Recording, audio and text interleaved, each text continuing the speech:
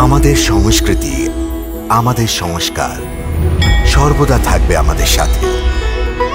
ভারতের মহান গ্রন্থ আর কাব্যের সম্পূর্ণ সংকলন। সাবস্ক্রাইব করুন তিলক।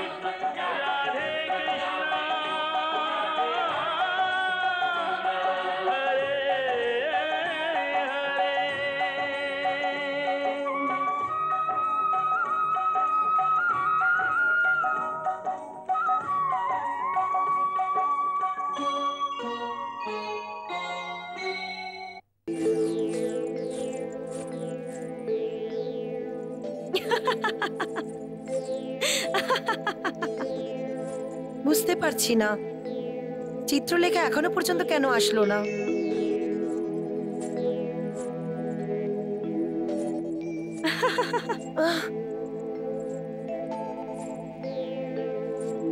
এটা আমি কি ধরনের শব্দ শুনতে পাচ্ছি? চিত্রলেখার হাসি শুনতে পাচ্ছি আমি। আমি কি অনিরুদ্ধের প্রেমে এতটাই পাগল হয়ে গেছি যে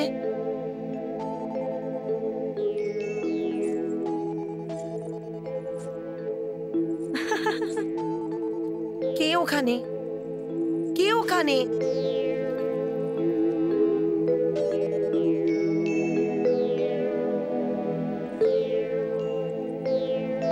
শোনিতপুরের রাজকুমারীকে ভ্রমিত করার সাহস কে করছে? আপনি চিনুন রাজকুমারী। চিত্রলেখা, তুমি তো? আহা, অনিরুদ্ধ।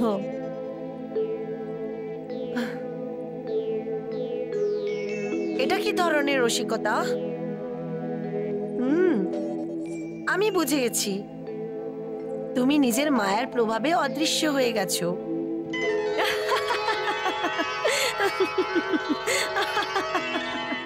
উষা, আচ্ছা আমি একলা আসলাম তো রসিকতা হয়ে গেল, আর যদি আমার সাথে দ্বারিকার রাজকুমার অনিরুদ্ধ হতো তো?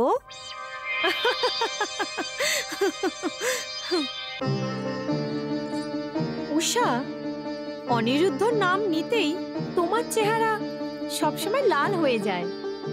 যদি নাম নিতেই তোমার এই অবস্থা হয়, তাহলে যদি সাক্ষাৎ অনিরুদ্ধ তোমার সামনে আসে তাহলে তোমার কি অবস্থা হবে? সরো, কিন্তু মনে রেখো, অনিরুদ্ধকে উঠিয়ে আনার অনুমতি আমি কিন্তু দেইনি।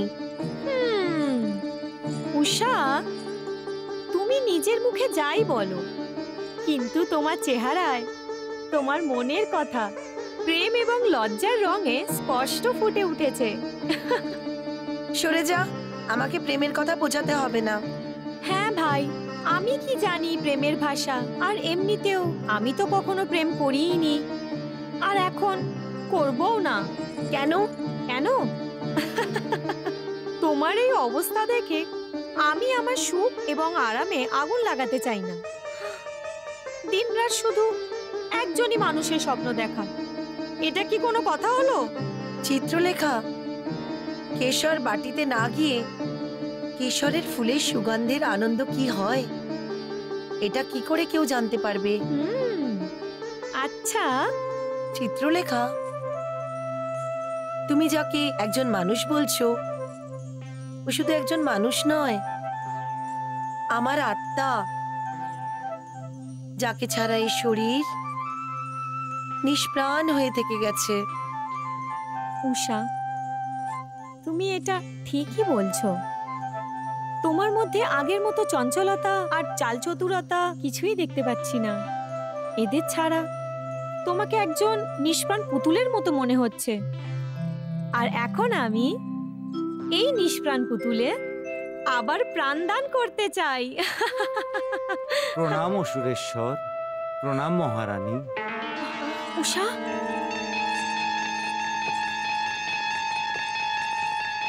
উষা, মনে হচ্ছে মহারাজ এবং মহারানী আসছেন। এখন এখন কি হবে? উষা, এখন কিছুই হবে না। আমি আবার অদৃশ্য হয়ে যাব। তাড়াতাড়ি করো না চিত্রলেখা।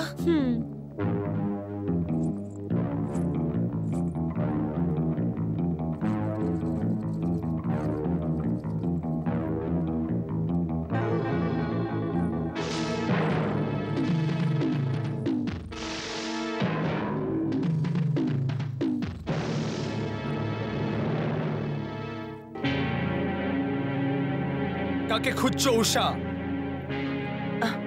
পিতাশ্রী, কি এখানে কেউ এসেছিল? প্রণাম পিতাশ্রী। প্রণাম মাতাশ্রী।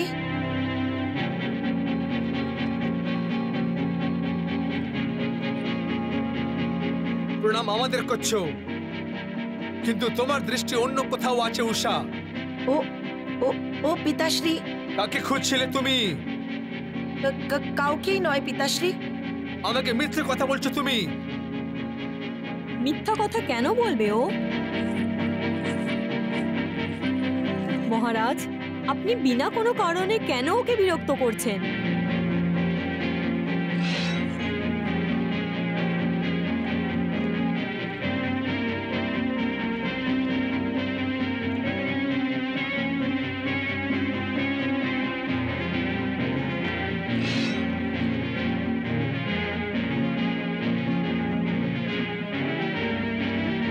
হয়ে গেছেন প্রসন্ন? কিছু পেয়েছেন কি? কেউ এখানে এসেও তো চলে যেতে পারে মহারানী। মহারাজ, আপনি আপনার পুত্রীর ওপরে সন্দেহ করছেন? মহারানী, আপনাকে আপনার মমতা অন্ধ করে দিয়েছে, সেই জন্য সত্যি কি এটা জানার চেষ্টা করছেন না আপনি। কিন্তু আমি সত্যি কি সেটা ভালোভাবে জেনে গেছি। আমার সন্দেহই নয়, বিশ্বাস হয়ে গেছে মহারানী যে আমাদের পেছনে অনিরুদ্ধ উষার সাথে দেখা করার জন্য এই কক্ষে এসেছিল। কেউ নয় পিতাশ্রী। মিথ্যে কি সত্যি তার উত্তর এখনই পেয়ে যাবো রাজকুমারী।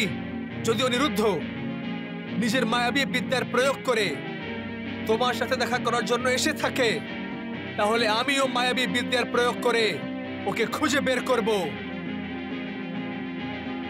যদিও এইখানে কোথায় লুকিয়ে আছে, তাহলে ও আমার মায়াবী দৃষ্টি থেকে নিজেকে লুকিয়ে রাখতে পারবে না রাজকুমারী উষা।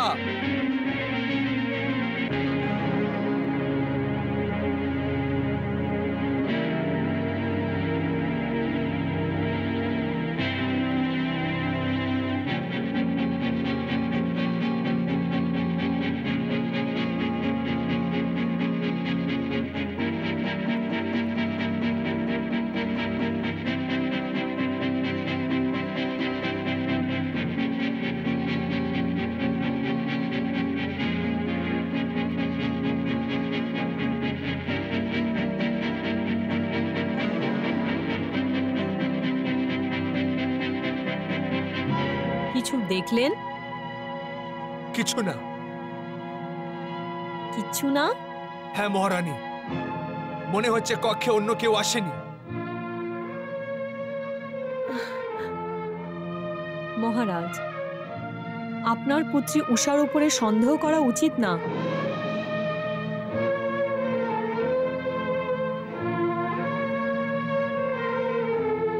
কাঁদিয়ে দিলেন তো, হয়ে গেছে আপনার শান্তি? নিজের প্রিয় পুত্রীর ঠোঁটে তো সর্বদা হাসি থাকা উচিত, কিন্তু আপনার তো ওকে সর্বদা কাঁদাতেই ভালো লাগে। এর মধ্যে আমার না, এরই দোষ মহারানী। পিতাশ্রী, এ আমার শত্রুর সাথে প্রেম কি করে করলো? শত্রুর উপরে বিজয় প্রাপ্ত করা হয়, ওর সাথে প্রেম অথবা বিয়ে করা উচিত না। শত্রুর স্থান কারাগৃহে, হৃদয় নয় উষা। শত্রুর সাথে প্রেম তলোয়ারের ধার দিয়ে করা উচিত, ফুলের হার দিয়ে নয়। তুমি কি শুনতে পাচ্ছ উষা? অনিরুদ্ধের বিচার তোমার মন থেকে ছুড়ে ফেলে দাও উষা। আমি অনিরুদ্ধের সাথে সাথে সমস্ত দ্বারিকাকে ধ্বস্ত করে দেব, আর তোমার বিয়ে কোনো ভালো রাজকুমারের সাথে করে দেব। শুনুন মহারানী,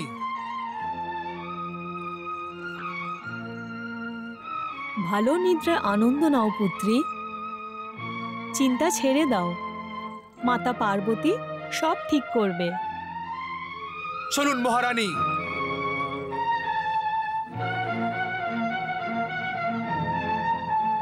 উষা,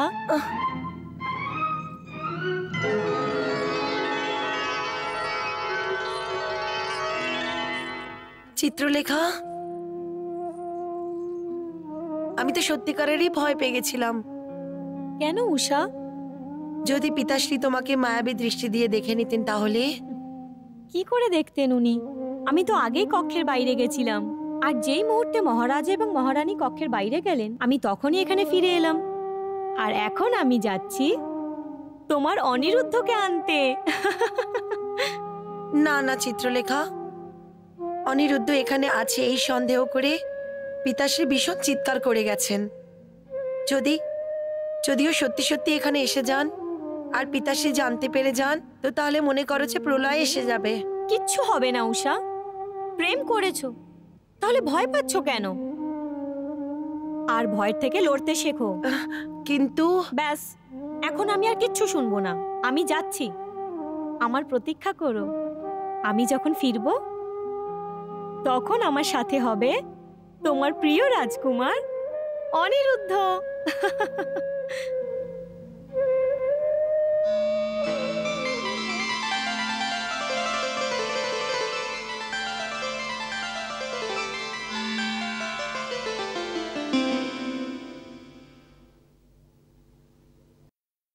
কিন্তু আমি এখানে কি করে থাকতে পারবো দেবঋষি?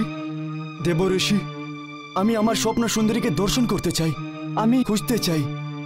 এখানে তো এক একটা মুহূর্ত আমার জন্য ভারী পড়ে যাচ্ছে। আমি আর ওকে ছাড়া থাকতে পারবো না দেবঋষি। নারায়ণ নারায়ণ। পুত্র অনিরুদ্ধ, আমি তোমাকে আগেই বলেছিলাম যে তোমার স্বপ্ন সুন্দরী আর তোমার মিলন অবশ্যই হবে, কিন্তু তুমি তো দ্বারিকা ছেড়েই চলে যাচ্ছ। তোমার কি আমার কথায় একদম বিশ্বাস নেই? দেবঋষি, আপনি কি ধরনের অদ্ভুত কথা বলছেন? আমি আপনার উপরে বিশ্বাস করব না, কিন্তু আমি ওর ছাড়া আর থাকতে পারবো না। আমি ওর সাথে দেখা করতে যাচ্ছি। এর আগেও তুমি আমার বলা সত্ত্বেও তুমি দেখা করতে গেছিলে, কিন্তু হলো কি, ভ্রমণ করে তুমি ফিরে চলে এসছো, তাই না? কিন্তু এখন আমি হতাশ হয়ে ফিরবো না। ওর দর্শন অবশ্যই করবো দেবঋষি। কি করে করবে দর্শন? কি করে? যদি তুমি ধরা পড়ে গেলে তাহলে? এখন তো তোমার প্রেমিকার ওপর আরো কড়া করে পহরা লাগিয়ে দেওয়া হয়েছে। এখন তো ওকে সূর্য এবং চন্দ্রর আলোর থেকেও লুকিয়ে রাখা হয়েছে। অর্থাৎ ওকে বন্দি করে রাখা হয়েছে? হ্যাঁ পুত্র, হ্যাঁ। তাহলে তো দেবঋষি, আমার শীঘ্রই ওখানে পৌঁছানো উচিত। ওই অভাগে নিশ্চয়ই দুঃখ এবং কষ্টতে কাঁদছে, আর এখানে আমি সুখে এবং আরামে হাতে হাত ধরে বসে আছি। তাহলে ধিক্কার হচ্ছে আমার পুরুষত্বের উপরে। পুত্র, এই প্রেম হষ্টপুষ্ট ভালো মানুষকেও মূর্খ বানিয়ে দেয়। ও শুধু মনের কথাই শোনে, বুদ্ধির কথাতে তো কানই ধরে না। দেবঋষি, বলুন আপনি কি বলতে চান? স্পষ্টভাবে কেন বলছেন না?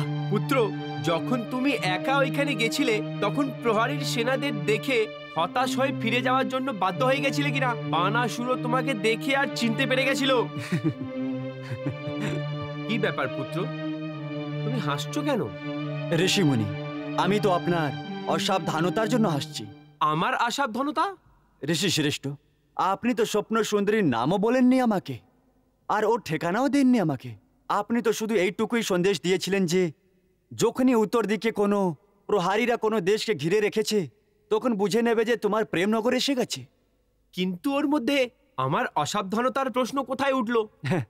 এখনই আপনার মুখ থেকে অন্যাসী কথা বেরিয়ে গেল যে বাণাসুরও আমাকে দেখে নিয়েছিল, আর আমার যাবার সাথে সাথে প্রহারীরা স্বপ্ন সুন্দরীকে ঘিরে নিয়েছিল আর ওকে বন্দি বানিয়ে নিয়েছিল।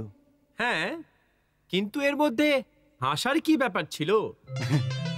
এর এই অর্থ হলো দেবঋষি যে কোনো সন্দেহ নেই, ওই স্বপ্ন সুন্দরী আর কেউ না, শোনিতপুরের রাজকুমারী উষাই হবে। নারায়ণ নারায়ণ, তো এবার তুমি বুঝে গেছো? হ্যাঁ, বোঝা তো আমার অনেক আগেই উচিত ছিল দেবঋষি, যখন আপনি বলেছিলেন যে শোনিতপুরের রাজকুমারী উষা অনেক সুন্দরী আর আমার যোগ্য, আর আমি মূর্খ পিতামহ দাদু ভ্রতাকে ওনাদের বিয়ে প্রস্তাব পাঠানোর জন্য আটকাচ্ছিলাম। পুত্র অনিরুদ্ধ, এই প্রেম তো বড় লোকেদেরও বুদ্ধি ভ্রষ্ট করে দেয়। তুমি তো একজন যুবক। দেবঋষি, প্রথম প্রথম তো আপনি উষার নাম লুকিয়ে আমার ভেতরের আগুনকে উত্তেজিত করছিলেন, আমাকে উত্তর দিকে যাবার সংকেত দিচ্ছিলেন, আর যখন আমি ওখানে যাচ্ছি এখন আপনি আমাকে আটকাচ্ছেন। এটা কোন চক্রব্যূহ রচনা করছেন আপনি দেবঋষি? পুত্র অনিরুদ্ধ, এটা তোমাদের দুজনের প্রেমকে এগিয়ে দেওয়ার জন্য রয়েছে। যদি আমি তোমাকে উত্তর দিকে না পাঠাতাম তাহলে না বানাসুর তোমাকে দেখতে পেত, আর নাও শ্রীকৃষ্ণকে চিঠির রূপে ধমকাতো, আর না দাউ ভ্রাতা তোমার প্রেমকে বুঝে বানাসুরকে বিবাহর প্রস্তাব পাঠাতেন। হ্যাঁ, কিন্তু আমি দ্বিতীয়বার যখন শোনিতপুর যেতে চাইছি তখন আমায় কেন আটকাচ্ছেন? আপনি কি চান না যে আমার আর উষার প্রেম আরো এগিয়ে যাক? কেন কি তুমি হলে একজন অসাবধান প্রেমী। যদি তুমি ওইখানে যাও আর ধরা পড়ে যাও তাহলে বানাসুরের হাত হতে এমন একটা অস্ত্র এসে যাবে, তাহলে ও শ্রীকৃষ্ণের বিরুদ্ধে নিজেকে আরো শক্তিশালী ভেবে মনে করবে। কেন কি ও জানে তুমি শ্রীকৃষ্ণ এবং দাউ ভ্রাতার প্রিয় পুত্র। কথা তো আপনি ঠিকই বলছেন ঋষি শ্রেষ্ঠ। এই অর্থ এই হলো যে আপনি যেই স্বপ্ন সুন্দরীর ব্যাপারে আমাকে সংকেত দিয়েছিলেন ওটা স্পষ্ট ছিল, ওটা সংযোগ ছিল না। এই সব কিছু আপনি জেনে শুনে করেছিলেন, তাই না দেবঋষি? এই জন্য যেই প্রেম হৃদয় থেকে করা হয়, মস্তিষ্ক থেকে না। আচ্ছা, এবার আমি বেরোচ্ছি। হ্যাঁ, না কিন্তু দেবঋষি, যাবার আগে এইটুকু তো বলে যান যে যখন আমি শোনিতপুর যাবই না আর ওইদিকে উষাকেও বন্দি করে রেখেছে, তাহলে আমাদের মিলন কি করে হবে? তাহলে কি কোনো অপ্সরা এসে আমাকে তুলে এখান থেকে নিয়ে চলে যাবে? এটাও সম্ভব আছে। নারায়ণ নারায়ণ নারায়ণ নারায়ণ নারায়ণ নারায়ণ। প্রণাম প্রভু। নাটক এবার অদ্ভুত মোড়ে পৌঁছে গেছে ভগবান।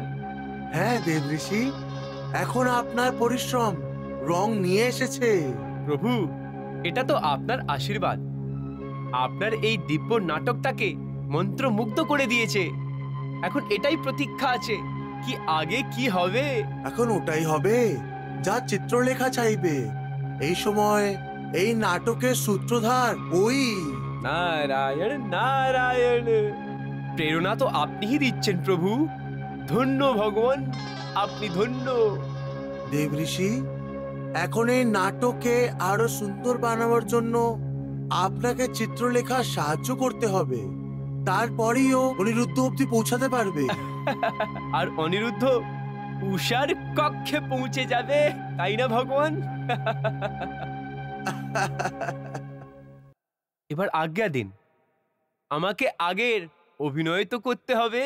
নারায়ণ নারায়ণ। অবশ্যই। নারায়ণ নারায়ণ।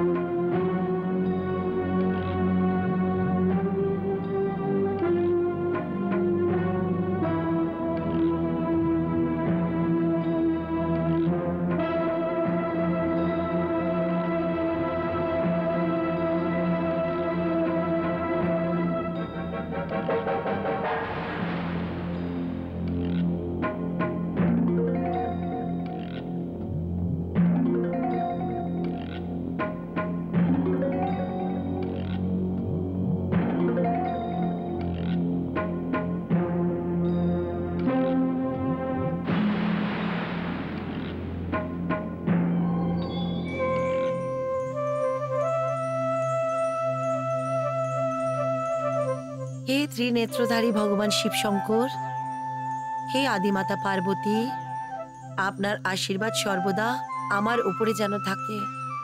হে আদিমাতা পার্বতী, আপনি আমার জন্যে উত্তম পাত্রেরই চয়ন করেছেন, আর আপনার দেখানো স্বপ্নকেই আমি সত্যি মেনে নিয়েছি।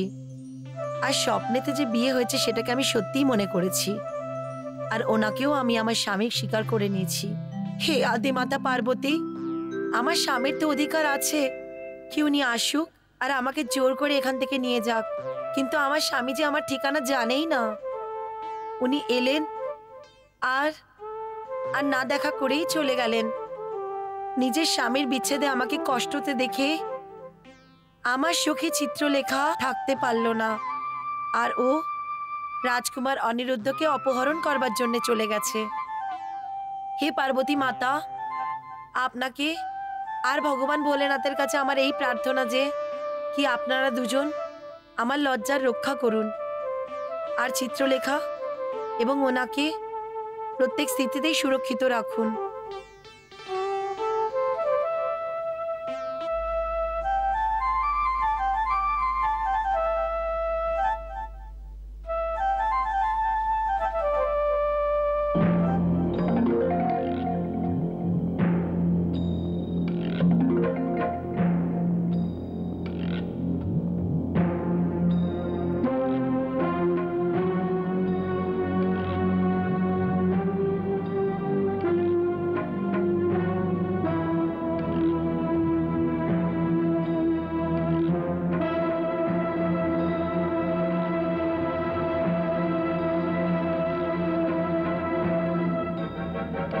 ওই সুন্দরী, থামো।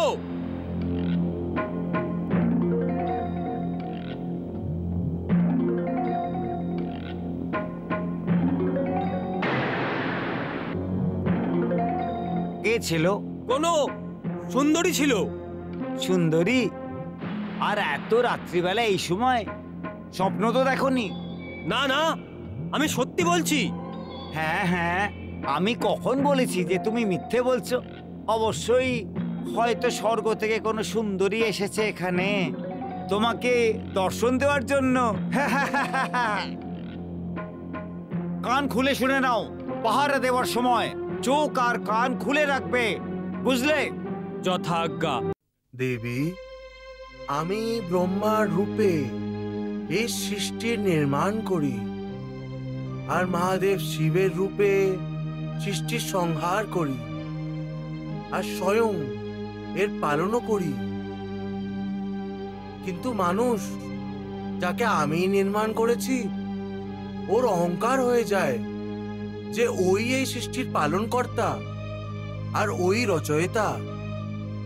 ওর এটা ভ্রম হয় যে ও যে চায় ওটাই হয়।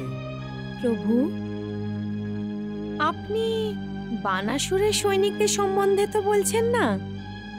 হ্যাঁ দেবী, আমি ওদের সম্বন্ধেই বলছি। ওরা তো বলছিল যে সতর্ক থেকে চোখ এবং কান খুলে রেখে পাহারা দাও। দেবী, আপনি তো জানেন যে পাপী যতই সতর্ক থাকুক ভাগ্যকে বদলাতে পারবে না, আর দুর্ঘটনাকে ঘটনায় বদলাতে পারবে না। হ্যাঁ প্রভু, মানুষ রাজা হোক অথবা প্রহরী, ও অত শক্তিশালী না যে ঘটনাকে দুর্ঘটনা এবং দুর্ঘটনাকে ঘটনায় বদলায়। তা সত্ত্বেও ও জ্ঞানে অথবা অজ্ঞানে আমাকে চোখ দেখাবার সাহস করে। ও জানে না যে যাই হয় সবকিছু প্রভুর ইচ্ছের অনুযায়ী হয়।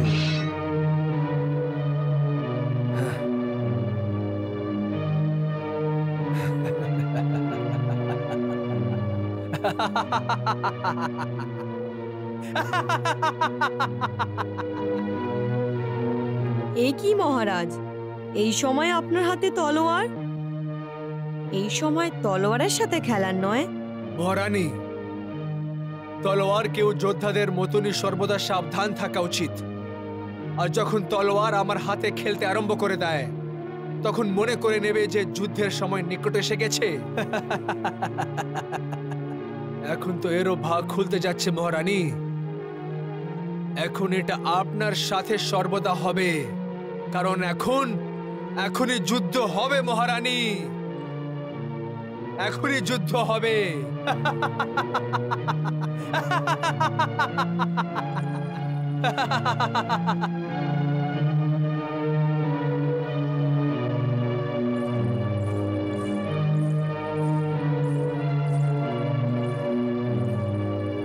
কি হয়েছে মহারানী?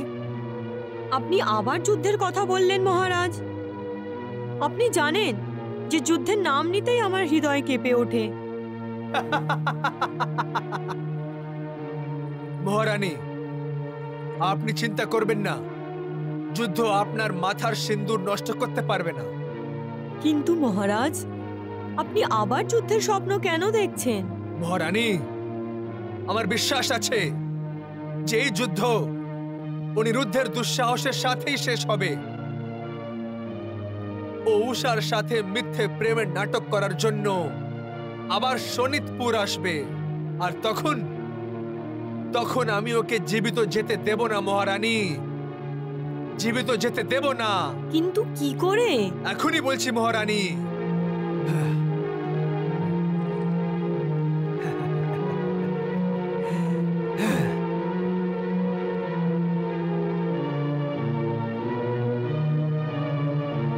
হে চিত্রসেন আর বীরসেন, প্রকট হয়ে যাও, প্রকট হয়ে যাও।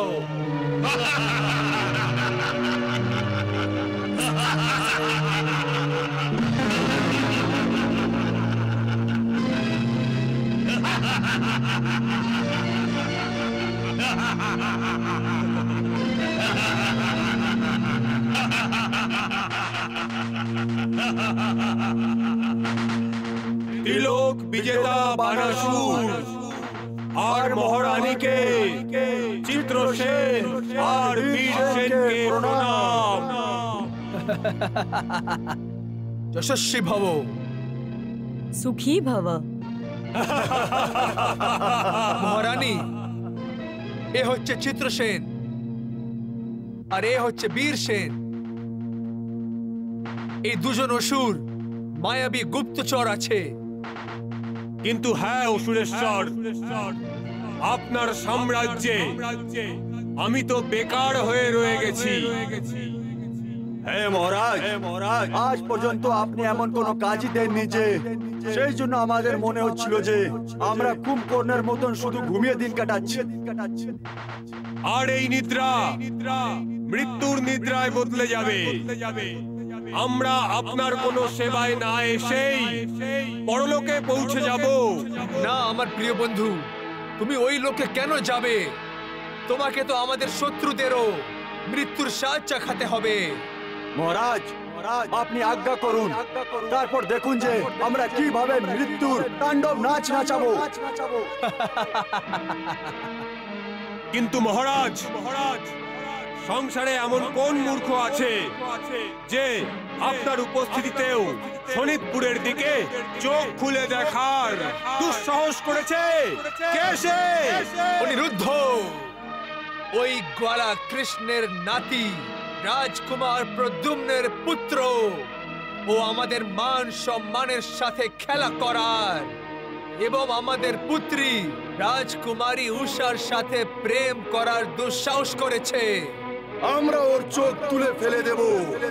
মহারাজ, আমরা ওর দেহের টুকরো টুকরো করে মহাকাশের বিভিন্ন দিকে ফেলে দেব, যাকে মহামায়াও খুঁজে জোড়া লাগাতে পারবে না। না চিত্রসেন আর বীরসেন, তোমরা দুজন এইসব করবে না। কিন্তু কেন সুরেশ্বর? কারণ অনিরুদ্ধ আমার অপরাধী আছে, ওকে আমি শাস্তি দিতে চাই। আমি ওর মাধ্যমে ভয়ঙ্কর যুদ্ধ আরম্ভ করে নিজের যুদ্ধের তৃষ্ণা মিটিয়ে দিতে চাই। তাহলে আমরা কি করব সুরেশ্বর? তোমরা দুজন দ্বারিকা যাবে আর অনিরুদ্ধের উপরে চোখ গড়িয়ে রাখবে যে ও কি করে এবং কোথায় যায়। ওর এক এক মুহূর্তের সমাচার আমি যেন জানতে পারি। যেমন আপনার ইচ্ছা প্রভু। সেই জন্য যাও, তোমরা দুজন দ্বারিকার দিকে প্রস্থান করো যাও। যথা আজ্ঞা স্বামী।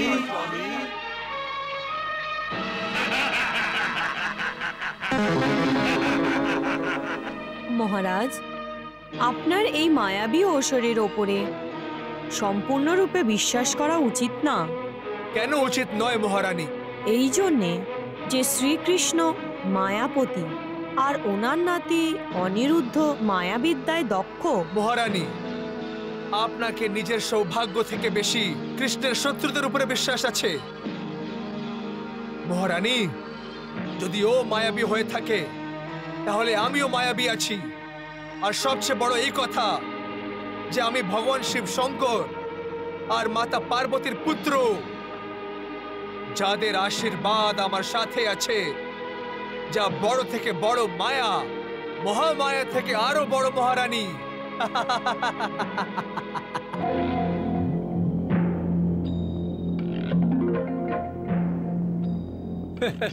নারায়ণ নারায়ণ।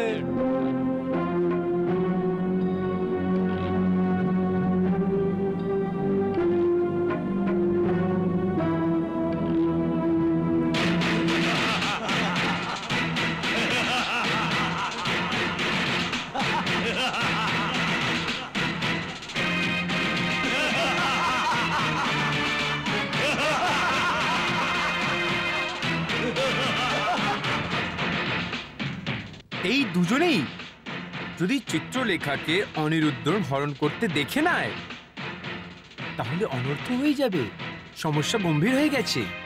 নারায়ণ নারায়ণ।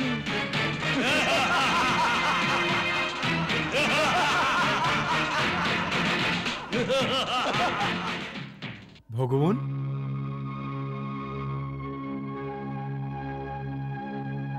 ভগবান, অসুররাজ বানাসুর নিজের দুজন মায়াবীর অসুরদের অনিরুদ্ধের গতিবিধির সমাচার দেওয়ার জন্য পাঠিয়েছে।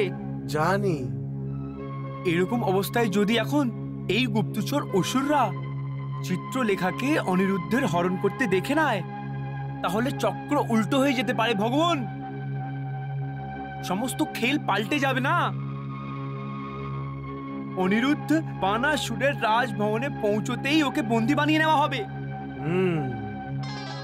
প্রভু, আপনি আমাকে চিত্রলেখার সাহায্য করার আদেশ দিয়েছিলেন, কিন্তু শুধুমাত্র আপনি এই ঝোলঝাপাটা পরিস্থিতিকে শুধু আপনিই সমাধান করতে পারেন। আমার তো অনেক চিন্তা হয়ে যাচ্ছে। আপনি ব্যর্থই চিন্তা করছেন দেবঋষি। চিত্রসেন এবং বীরসেন অবশ্যই মায়াবী আছে, কিন্তু চিত্রলেখা ওর থেকে অনেক বেশি মায়া জানে। বোধহয় আপনি জানেন না যে চিত্রলেখা একজন অভিশপ্ত অপ্সরা। অভিশপ্ত অপ্সরা প্রভু? হ্যাঁ দেবঋষি, নিজের পেছনের জন্মে চিত্রলেখা শুধু অপ্সরাই না, দেবী পার্বতীর প্রধান সেবিকাও ছিল।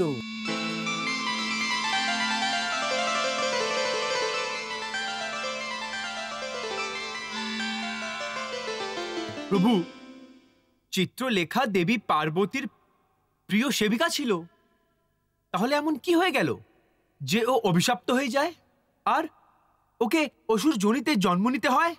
এটা ওই সময়ের কথা যখন একদিন মহাদেব শিব ভগবান আর দেবী পার্বতী দ্যুত ক্রীড়ায় মগ্ন ছিলেন।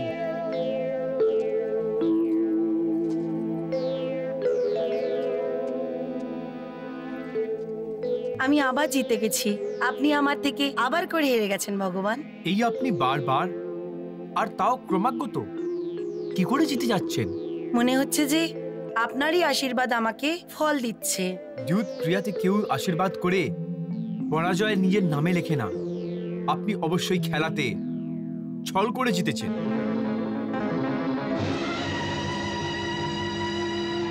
আমি আপনার সাথে খেলবো না। ভগবান, আপনি নিজের পত্নীর ওপরে সন্দেহ করে এবং দোষ দিয়ে আমার বিশ্বাসকে চোট পৌঁছে দিয়েছেন। পতি পত্নীর মধ্যে যদি বিশ্বাসই না থাকে তাহলে সবকিছু ব্যর্থ। প্রভু, ওনাকে থামান।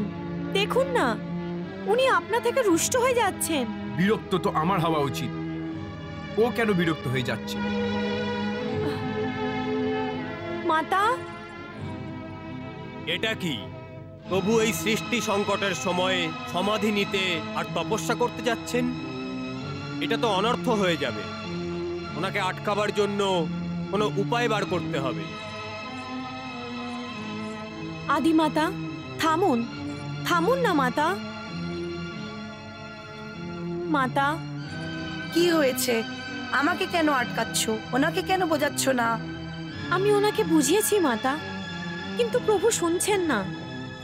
আমি আপনাকে বিনতি করছি মাতা, আপনি হার মেনে নিন, ওনাকে মানিয়ে নিন। আমি জিতে গেছি, তো আমি হার কেন মানবো? হার তো ওনার স্বীকার করা উচিত। ভগবান মানবেন না। উনি জিত করছেন, তো আমিও শ্রী জিত করতে জানি। 2 দিন ওনার থেকে দূরে থাকবো, উনি বুঝতে পারবেন। মাতা, আপনি 2 দিন দূরে থাকার কথা বলছেন, কিন্তু প্রভু তো তপস্যা করার জন্য প্রস্তুতি নিচ্ছেন। আচ্ছা, হ্যাঁ মাতা, ভগবান ভোলেনাথের তপস্যা যুগ যুগ পর্যন্ত চলতে থাকে। 2 দিনের এই বিচ্ছেদের খেলা 1000 বছরে বদলে না যায় মাতা। উনি এই সব কিছু আমি যাতে বাধ্য হয়ে হার মেনে নিই এই জন্য করছেন। তপস্যা করতে চান তো করুক, কিন্তু আমি হার কিছুতেই মানব না। মাতা,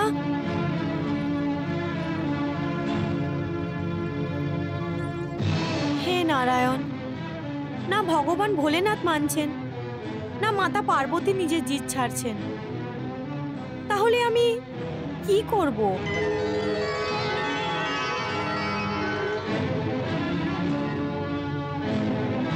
ব্রহ্মাজি, আপনি?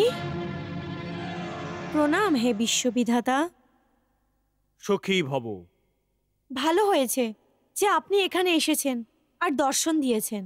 প্রভু, ভগবান ভোলেনাথ এবং মাতা পার্বতীর বিবাদ হওয়ায় আমি তো সংকটে এসে গেছিলাম।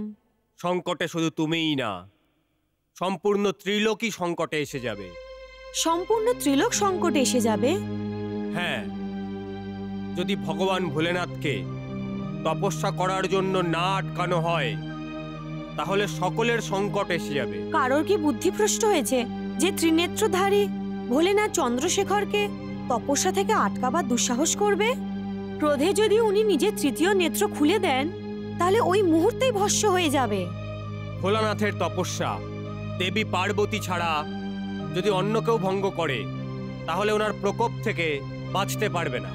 এটা ঠিকই প্রভু, কিন্তু মাতা পার্বতী তো ওনার থেকে রেগে আছেন, উনি ওনাকে তপস্যা থেকে আটকাবেন না।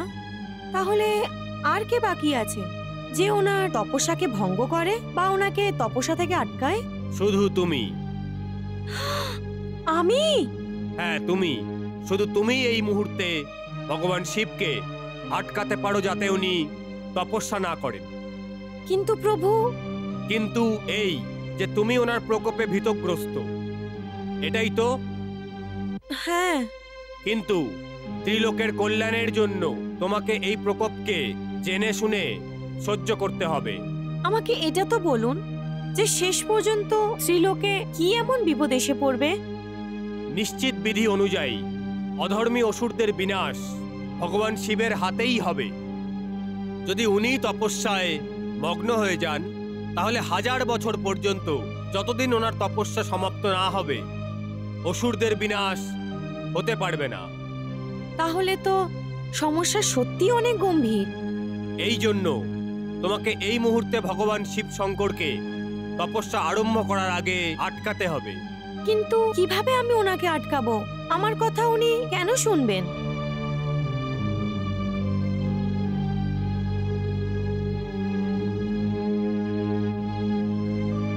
ভগবান শিব শঙ্করকে শুধু মাতা পার্বতী তপস্যা আরম্ভ করার থেকে আটকাতে পারেন। প্রভু, এখন আপনি এই শুভ কিন্তু ভয়ঙ্কর কাজ আমার ওপর ছেড়ে দিন আর আমাকে সফল হওয়ার আশীর্বাদ দিন। যশস্বী ভব।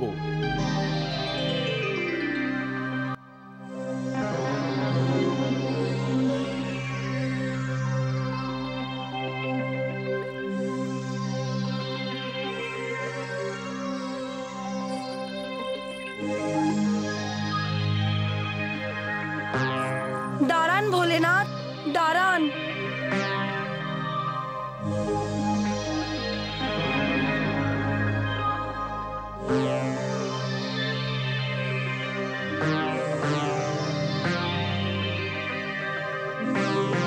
পর্যন্ত আপনি ফিরে এসেছেন।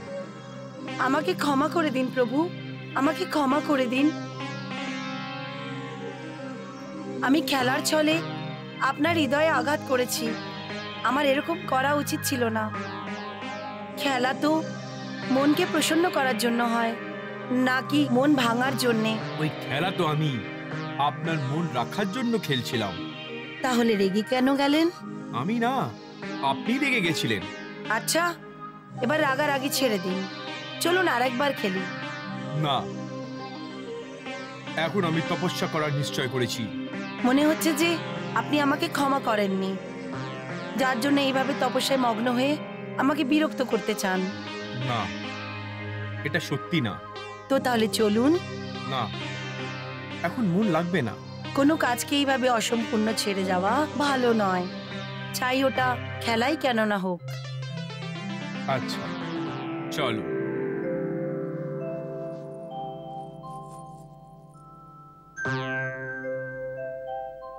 আপনি শুরু করুন। না, আগে আপনি খেলুন। যেমন আপনার ইচ্ছা। এবার আপনিই জিতবেন। কেন? আমি কেন জিতবো? কারণ আমি তো খেলতেই জানি না। কি? আমি এটা বলতে চাই যে আসলে আমার মন বলছে যে আপনিই জিতবেন, সেই জন্যে আপনারই জেতা উচিত। এর আগে আপনার ইচ্ছে হলো না যে আমার বিজয় হোক?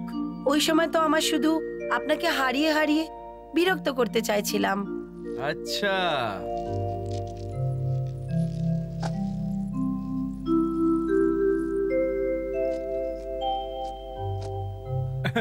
আরে আমি তো সত্যিকারেই জিতে গেলাম আর আপনি হেরে গেলেন। আরে আপনি তো হেরে গিয়েও আনন্দ পাচ্ছেন। আগে আমি আপনাকে হারিয়ে খুশি হচ্ছিলাম, এখন আমি আপনার থেকে হেরে গিয়ে খুশি হচ্ছি। নারীদের স্বভাব অনেক বিচিত্র হয়, তাই না?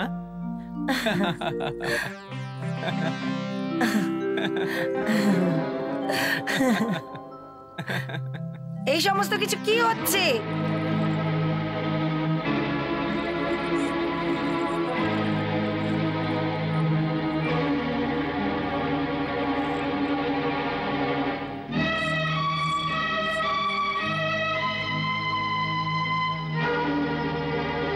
তোমার লজ্জা করে না?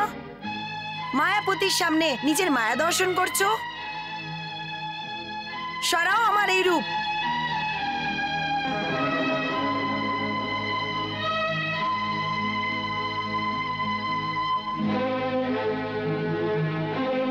আমার রূপ ধারণ করে আমারই প্রেম সম্পত্তি লুটতে চাইছো তুমি?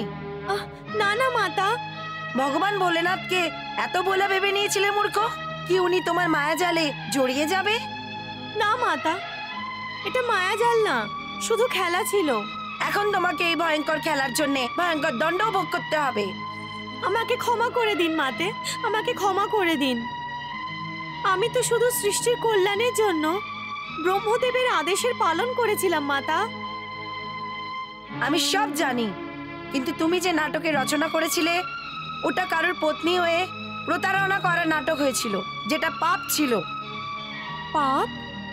হ্যাঁ, যে কোনো রূপে যে কোনো পরিস্থিতিতে কোনো অন্য কারোর স্বামীর পত্নী হয়ে নাটক করার ইয়েতে অসুরি পাপ হচ্ছে।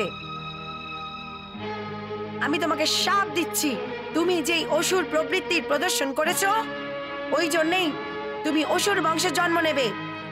না না মাতা,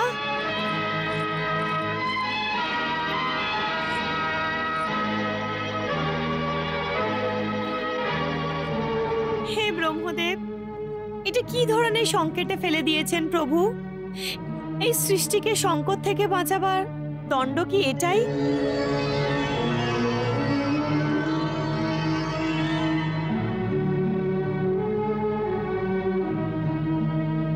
প্রভু, আমাকে এই শাপ থেকে মুক্ত করুন প্রভু।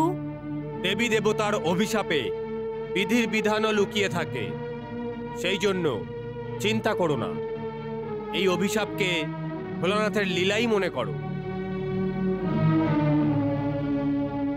হ্যাঁ চিত্রলেখা, পার্বতীর রূপেই আমি তোমাকে দেখতেই চিনতে পেরে গেছিলাম, কিন্তু তোমার মনের কথা ভেবে নিয়ে আমি নিজের নেত্র খুলতে পারিনি, কিন্তু দেবী পার্বতীর রূপ ধারণ করে তুমি অনুপযুক্ত পথের চয়ন করেছ। একদিকে তুমি সৃষ্টি কল্যাণের ইচ্ছে, আর দ্বিতীয় দিকে অনুচিত মার্গ। এই জন্য তুমি শ্রাপ এবং বরদান দুটোরই অধিকারী। শ্রাপ তো তোমাকে দেবী পার্বতী দিয়েই দিয়েছে, আর আমি তোমাকে এই শ্রাপের রূপেই তোমাকে বর দিয়ে দিচ্ছি। যখন তুমি অসুর বংশে জন্ম নেবে, তখন তোমার মধ্যে এই অধর্মী অত্যাচারী বানাসুরের অহংকারের নষ্ট করবে, আর ভগবান বিষ্ণুর অংশ অবতার ভগবান শ্রীকৃষ্ণের হাতে বানাসুরের বধ হবে। বানাসুরের পথের সাথেই তুমি দেবী পার্বতীর শাপে মুক্ত হয়ে যাবে।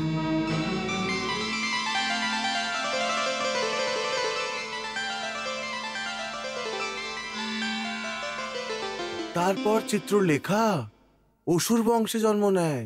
চিত্রলেখা অসুর মহামন্ত্রী কুমান্দের পুত্রী। চিত্রলেখার আত্মা ভগবান শিবের বর অনুযায়ী নিজের মুক্তির প্রতীক্ষা করছে।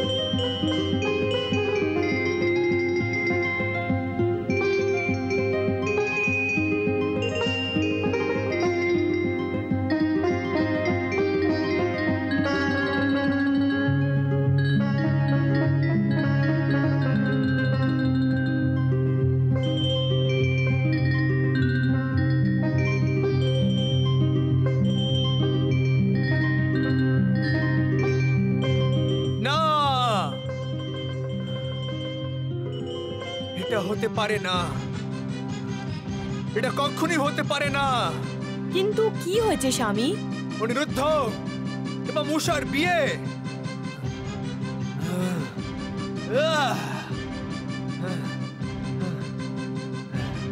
উষার বিয়ে? অবশ্যই আপনি কোনো স্বপ্ন দেখেছেন। হ্যাঁ মহারানী, আমি স্বপ্নতে অনিরুদ্ধ এবং উষার বিয়ে দেখেছি।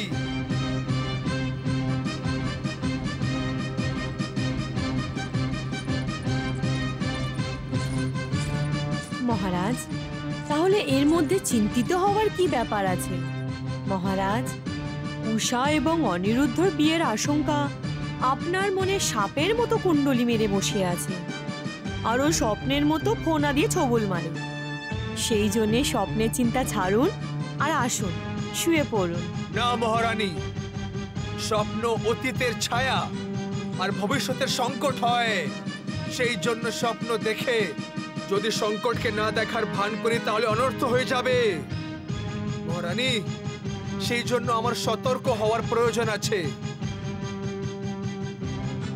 সাবধান তো আপনি আগে থেকেই আছেন স্বামী। সেই জন্যেই আপনি নিজের প্রধান এবং মায়াবী গুপ্তচর বীর সেন এবং চিত্রসেনকে অনিরুদ্ধের পেছনে লাগিয়েছেন। এখন অনিরুদ্ধ আপনার বিরুদ্ধে যাই কিছু করুক, তাহলে আপনার গুপ্তচরেরা আপনাকে বলবে। সেই জন্য আপনি নিশ্চিন্ত হয়ে শুয়ে পড়ুন মহারাজ। চলুন। না মহারানী, যেই পিতার পুত্রী জওয়ান হয়ে গেছে ওর ঘুমাবার অধিকার হয় না। যদিও ঘুমিয়েও যায় তাহলে ওর চিন্তা জেগে থাকে মহারানী। ওটা তো আমি দেখছি মহারাজ, যে আপনি ঘুমিয়ে থেকেও সম্পূর্ণ রাত্রিভর তলোয়ারে ধার দেখে এপাশ ওপাশ করতে থাকেন। মহারানী, আমি সর্বদা এই ভয়ের চিন্তায় থেকে যাই যে কোনোদিন অনিরুদ্ধ আবার আমার গৃহে প্রবেশ করে আমার পিঠে ছুরি মেরে দেবে। মহারানী, আমাকে আমার প্রাণের চিন্তা নয়, বরং নিজের মান মর্যাদা এবং প্রতিষ্ঠার চিন্তা হয়। অর্থাৎ আপনার আমার পুত্রীর ওপরে বিশ্বাস নেই মহারাজ? না মহারানী, যে একবার আমার বিশ্বাসকে ভেঙে দিয়েছে, আমি আবার ওর উপরে বিশ্বাস করতেই পারি না। এটা আপনার সন্দেহ মহারাজ, যার কোনো চিকিৎসা নেই। শুধু সত্যি করার প্রকাশই আপনার এই সন্দেহকে আলোকিত করবে। অর্থাৎ এই যে আপনি স্বয়ং গিয়ে নিজের পুত্রীর কক্ষে দেখুন যে ও চোখ বন্ধ করে ঘুমোচ্ছে অথবা কারোর সাথে প্রেম করছে। এর থেকে আপনার এটাও বিশ্বাস হবে যে আমার পুত্রী শরীরে রক্ত হয়ে যে দুধ দৌড়চ্ছে তা নির্লজ্জ না। মহারানী, এই সময় আপনার ক্রোধ উচিত আছে, আর আপনার পরামর্শ নিজের পুত্রের উপরে মাতা পিতার নজর রাখা ভালোই কাজ মহারানী। চলুন মহারানী। জানি না যে চিত্রলেখা দ্বারিকাতে সুরক্ষিত পৌঁছতে পারবে কি না, আর যদি পৌঁছেও যায় রাজকুমারের কাছে কি করে পৌঁছবে? মায়ার প্রয়োগ করে ও অদৃশ্য তো হতে পারে, কিন্তু ভগবান শ্রীকৃষ্ণ তো স্বয়ং মায়াপতি। চিত্রলেখা কি ওর দিব্য দৃষ্টি থেকে লুকোতে পারবে? যদি চিত্রলেখা দ্বারিকাধীশের রাজমহলে পৌঁছেও যায় আর রাজকুমার অনিরুদ্ধকে অপহরণ করেও নেয়, তাহলে এখানে পৌঁছাবার পরেও ধোঁকা হতে পারে। যদি পিতাশ্রীর মায়াবী পাহারাদারের মধ্যে কেউ দেখে নেয়, তাহলে আমরা সবাই বিপদে পড়ে যাব।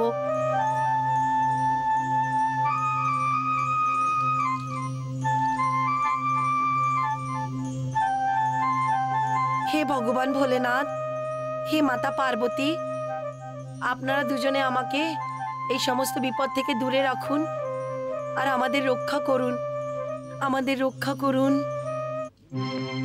উষা, উষা!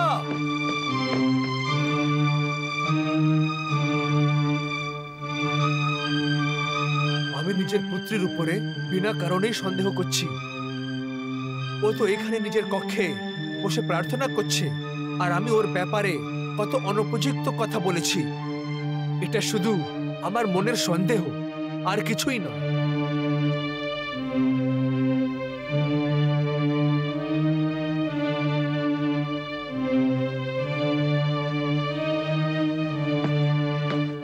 প্রণাম প্রভু। প্রভু, আজকে আপনি অনেক প্রসন্ন দেখাচ্ছেন।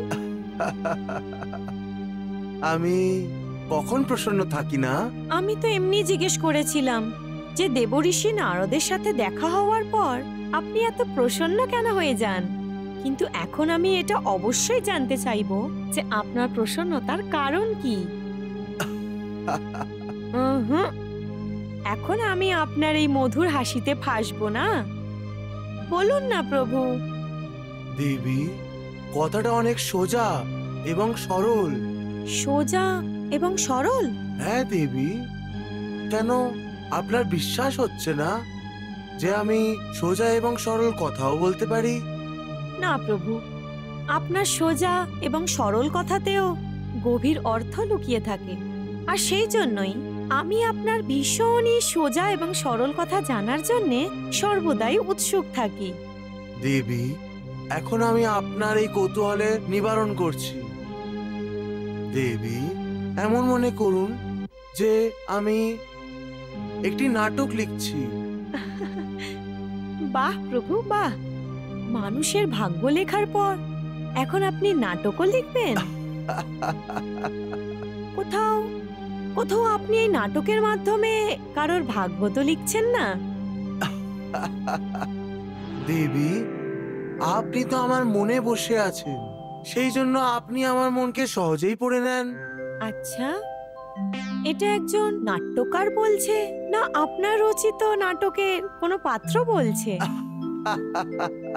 আপনি আমার কৌতূহলের অন্ত করবেন বলেছিলেন, কিন্তু নাটকের কথা বলে আপনি আমার কৌতূহলকে আরো বাড়িয়ে দিয়েছেন। আপনি তো এখনো এটাও বলেননি যে আপনার এই নাটকে দেবর্ষী নারদের কোন ভূমিকা রয়েছে। দেবঋষি নারদ এই নাটকের সূত্রধারের ভূমিকা নিভাচ্ছেন। সূত্রধারের। আচ্ছা, নারায়ণ নারায়ণ। দেবী, দেবঋষি ছাড়া আমার নাটক পূর্ণই হবে না। আচ্ছা, এত গুরুত্বপূর্ণ ভূমিকা আছে দেবশ্রীর? হ্যাঁ দেবী, জীবন আর নাটকে বেশি পার্থক্য নেই। জীবনও একটি নাটক, আর নাটকেও আমাদের একটি জীবন দেখা দেয়। বাহ প্রভু বাহ। দেবী, জীবনে প্রত্যাশিত এবং হঠাৎ করে অনেক নাটক ঘটনা ঘটতে থাকে, আর নাটকও জীবনের দর্পণ হয়। দেবী, জীবনের মতো নাটকও সুখ দুঃখের রঙে রঙিন হয়। জীবন এক না একদিন শেষ হয়েই যায়, ওইভাবেই নাটকেরও শেষ নিশ্চিত। দেবী, নাটকের মতো জীবনও রুদ্ররস, বীর রস, হাসির রস, ব্যঙ্গ রস, করুণা রস আর প্রেম রসে পরিপূর্ণ হয়। দেবী, মানুষের জীবনেরও একটি সূত্রধার হয়, ওইভাবেই নাটকেরও একটি সূত্রধার হয়। প্রভু, আপনার নাটকের সূত্র কি? প্রেমের বন্ধন। প্রভু, আপনার এই নাটক কোন রসে পরিপূর্ণ? দেবী, এই নাটকে রুদ্র রসও আছে, বীর রসও, ব্যঙ্গ রসও আছে আর হাসির রসও, আচ্ছা। করুণা রসও আছে আর প্রেম রসও। আচ্ছা, এই সব রসে পরিপূর্ণ নাটকে দেবর্ষি ঋষি কি করছেন প্রভু? দেবঋষি নারদ, দেবঋষি নারদ এই নাটকে প্রেমী এবং প্রেমিকাকে এক অপরের সাথে মেলাবে। বাহ বাহ প্রভু বাহ। প্রেমী এবং প্রেমিকাকে মেলাবার জন্য দেবর্ষি নারদের মতো ব্রহ্মচারী চয়ন করেছেন আপনি। কিন্তু আপনার এই নাটকের শীর্ষ নাম কি প্রভু? শিরোনাম উষা অনিরুদ্ধ। বাহ বাহ প্রেমরসিয়া বাহ।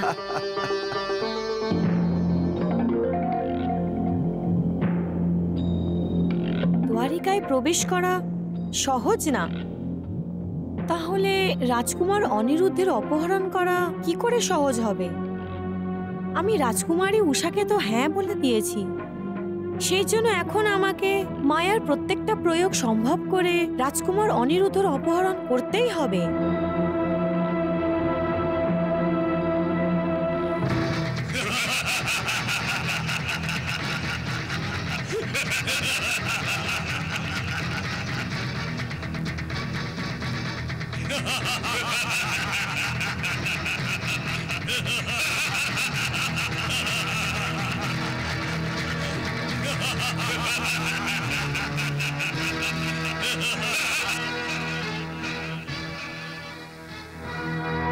অসুররাজ বানাসুর যদি এই দুজনকে অনিরুদ্ধর উপরে নজর রাখার দায়িত্ব দিয়েছেন, তাহলে আমি অনিরুদ্ধর অপহরণ কি করে করতে পারবো?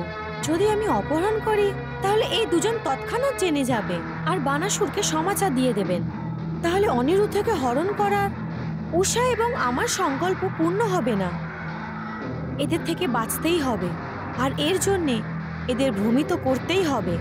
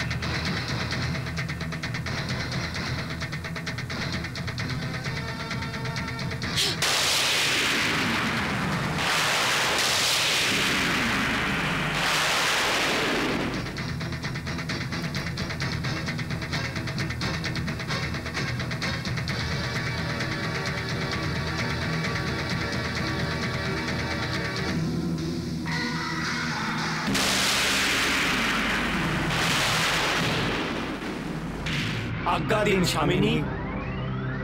তোমরা দুজন বীরসেন এবং চিত্রসেনকে ভ্রমিত করে দাও। যথা আজ্ঞা স্বামিনী।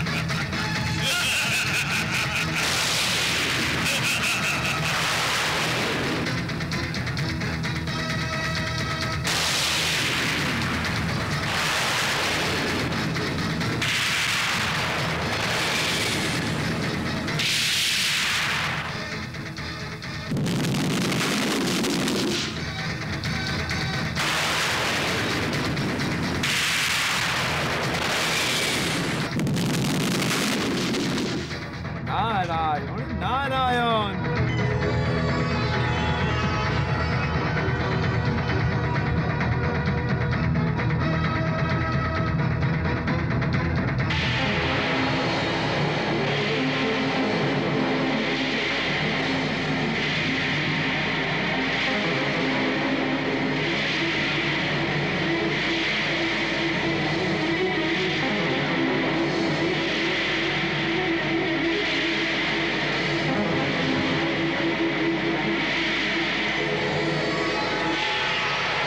দ্বারিকায় প্রবেশ করা অসম্ভব মনে হচ্ছে।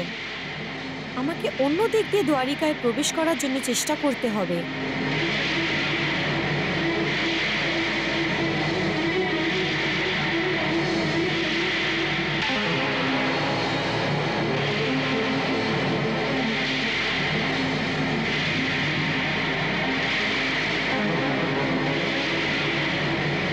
এটা তো ভগবান শ্রীকৃষ্ণের প্রধান অস্ত্র সুদর্শন। আমি যে কোনো লোকের চোখে ধুলো দিতে পারি, কিন্তু একে প্রতারিত করতে পারি না। এখন কি হবে? নারায়ণ নারায়ণ।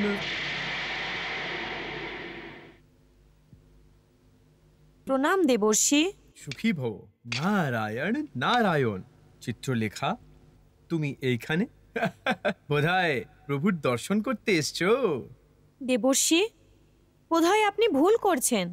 আপনিই আমাকে অনিরুদ্ধকে অপহরণ করতে বলেছিলেন, আর এখন আপনি এটা বলছেন যে আমি এখানে প্রভুর দর্শন করতে এসেছি। তাহলে তুমি যাও অনিরুদ্ধকে নিয়ে। কিন্তু দেবর্ষি, আমি ভেতরে প্রবেশ করব কি করে? প্রভু সুদর্শন আমার পথের বাধা সৃষ্টি করছে। চিত্রলেখা, প্রেমের পথ সর্বদা কাঁটা দিয়েই ভরে থাকে। তুমি সুদর্শনের কাঁটা বার করে ফেলে দাও, তোমার পথ পরিষ্কার হয়ে যাবে। নারায়ণ নারায়ণ। না দেবর্ষি, আমার সুদর্শনের কাঁটা বের করার সামর্থ্য নেই। আমার আপনার সাহায্য চাই। আমার সাহায্য? নারায়ণ নারায়ণ। দুজন সত্যি প্রেমীদের মেলাবার জন্য এই ব্রহ্মচারী নারদ তোমার যে কোনো সাহায্য করার জন্য তৈরি আছে। আমাকে কি করতে হবে চিত্রলেখা? তাহলে হে দেবর্ষি, আপনি এই সুদর্শন চক্রকে আমার রাস্তা থেকে সরিয়ে দিন। চিত্রলেখা, যদি তুমি স্বয়ং শ্রদ্ধা এবং ভক্তি ভাব দিয়ে সুদর্শনকে বিনতি করবে, তাহলে সুদর্শন স্বয়ং তোমার পথ থেকে সরে যাবেন। সত্যি দেবর্ষি? নারায়ণ নারায়ণ। হে সুদর্শন, আপনি চিত্রলেখার প্রণাম স্বীকার করুন। হে সুদর্শন, আপনি আমার ওপর অনুগ্রহ করে আমাকে দ্বারিকায় প্রবেশ করার অনুমতি দিন। আমি রাজকুমার অনিরুদ্ধকে শোণিতপুরে বানাসুরের পুত্রী উষার কক্ষে নিয়ে যেতে চাই। হে সুদর্শন, আপনি ক্রোধিত হবেন না।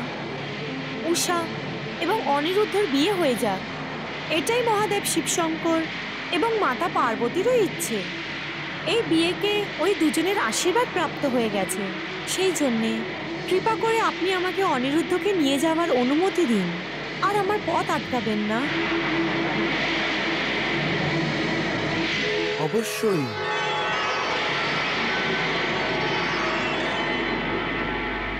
নারায়ণ নারায়ণ। চিত্রলেখা, তোমার প্রার্থনাকে সুদর্শন চক্র স্বীকার করে নিয়েছে। এখন তুমি যাও, আর শিগগিরই অনিরুদ্ধকে নিয়ে শোণিতপুর চলে যাও।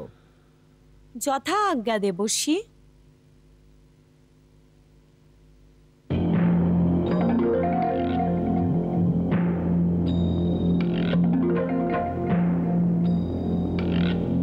নারায়ণ নারায়ণ।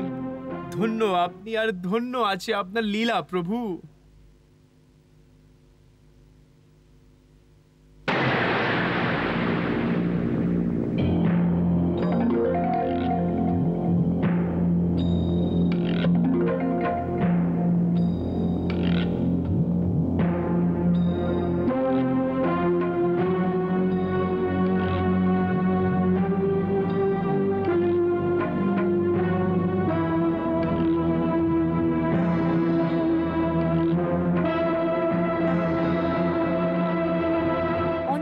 কক্ষ কোনটা হবে?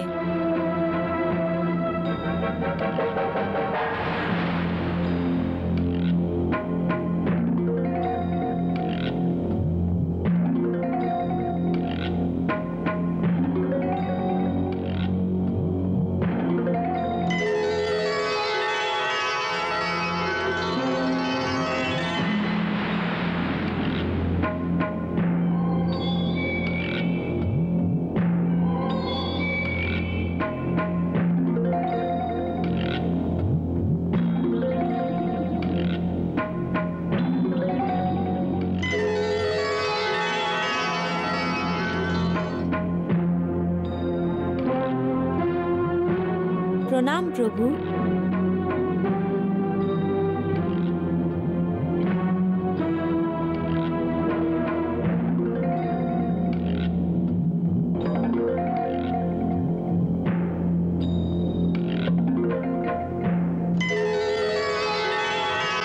यशस्वी भव। নারায়ণ নারায়ণ।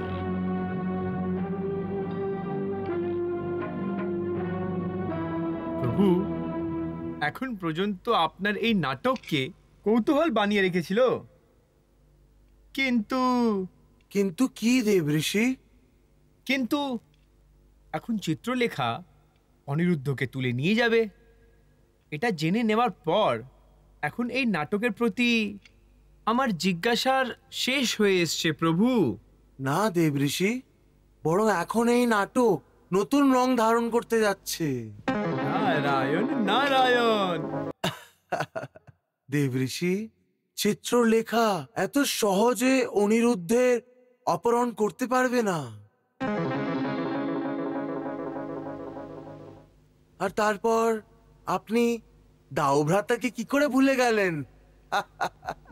নারায়ণ নারায়ণ। প্রভু, আপনি দাউভ্রাতার কথা মনে করে দিয়ে আমার জিজ্ঞাসা বাড়িয়ে দিয়েছেন। সুদর্শন তো মেনে গেছে, কিন্তু দাউভ্রাতা কি করে মানবেন? নারায়ণ নারায়ণ।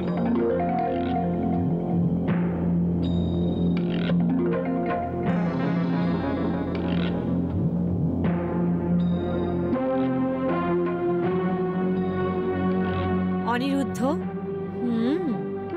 উষার প্রেমী অনিরুদ্ধ এখানে নিদ্রার আনন্দ নিচ্ছে, আর ওখানে উষার নিদ্রাই উড়ে গেছে।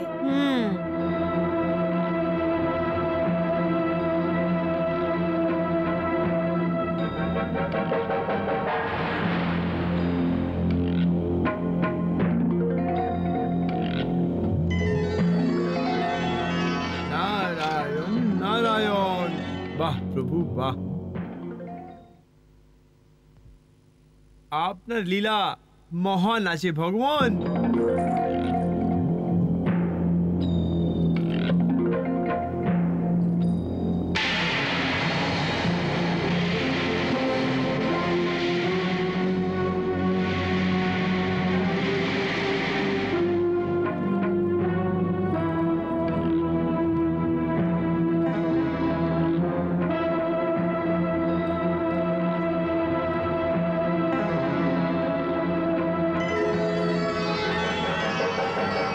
দেবঋষি, এটা কি হচ্ছে? সুদর্শন চক্র আমার পথ কেন আটকাচ্ছে? আমাকে পথ দেখান দেবর্ষি, আমাকে পথ দেখান। চিত্রলেখা, প্রণাম দেবর্ষি।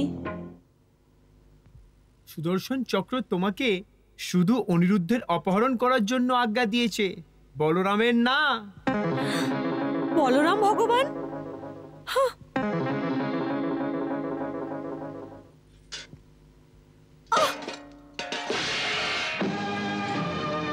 কে কে কে ওখানে? দাঁড়াও, আমি বলছি দাঁড়াও।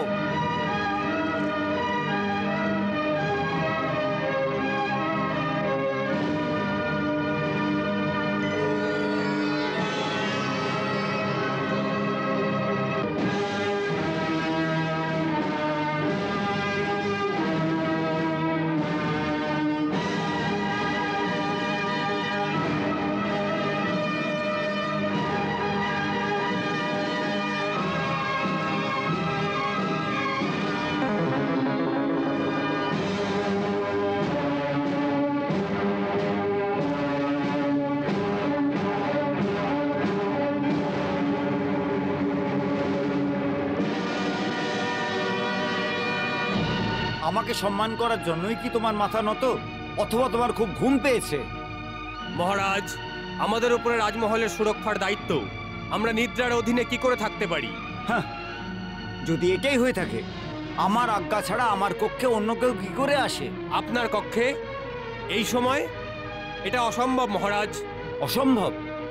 যা তুমি অসম্ভব বলছো, অন্য কেউ সেকে সম্ভব করে দেখিয়েছে। যদি এইভাবে রাজমহলের সুরক্ষার দায়িত্ব পালন করো, তাহলে রাজমহলে কেউ সুরক্ষিত থাকবে না। মহারাজ, এটা তো সত্যিই যে আমি আপনার কক্ষের দিকে কাউকে যেতে দেখিনি, আর নাই আমাদের সম্মুখ দিয়ে আপনার কক্ষের দিকে কেউ গিয়েছে। যদি কোনো মায়াবী আপনার কক্ষে প্রবেশ করে থাকে, তাহলে ওই ব্যাপারে আমাদের কাছে কোনো তথ্য নেই। মায়াবী? মায়াবী? এটা তো বানাসুরের কোনো চাল নয়। বানাসুর অনিরুদ্ধর জন্য এখানে আসেনি তো। আমি বানাসুরকে ভুলে গেলাম কি করে? যতক্ষণ না অনিরুদ্ধ সুরক্ষিত না থাকে, আমি নিশ্চিন্তে ঘুমোতে পারবো না। অনিরুদ্ধ,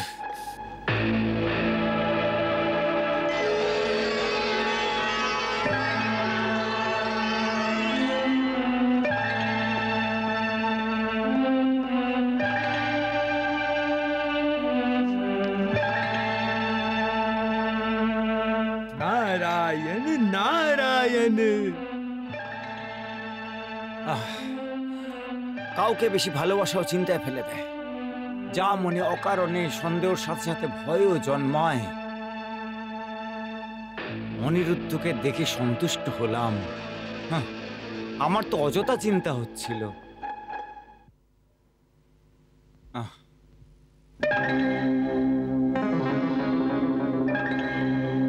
মনে হচ্ছে মায়াবী চলে গেছে, কিন্তু আবার ফিরেও আসতে পারে।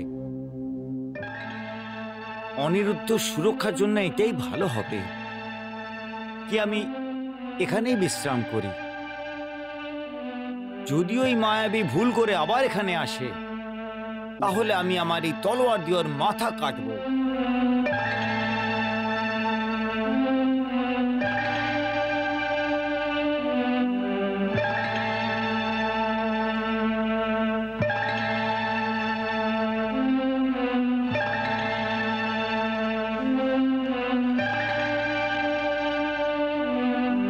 প্রভু, এখন আপনার এই নাটকীয় রচনা থেকে তো মনের ভেতরে কৌতূহলের ঢেউ উঠতে শুরু হয়েছে। দাউ ভ্রাতা তো নিজের অভিনয় দিয়ে এই নাটকে অদ্ভুত রং ভরে দিয়েছে। এখন আগে কি হবে ভগবান? দেবঋষি, এটা তো চিত্রলেখার ইচ্ছের উপরে নির্ভর করে। নারায়ণ নারায়ণ।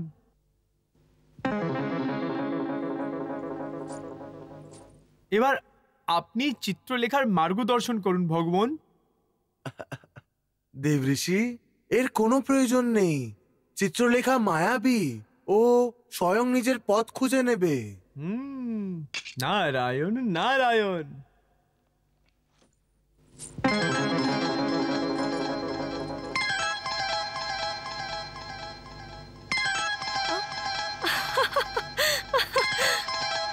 প্রভু, এটা আমি কি দেখতে পাচ্ছি?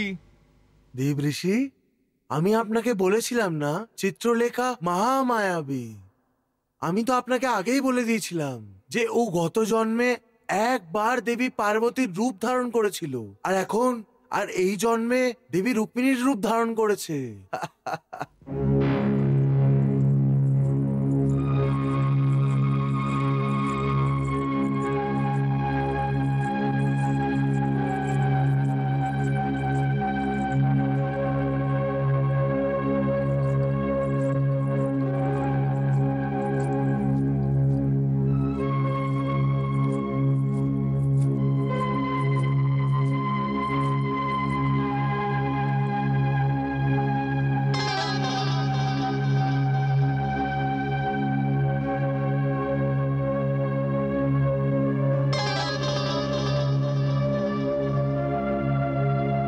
দাও ভ্রাতা, আপনি? এখানে অনিরুদ্ধর কক্ষে?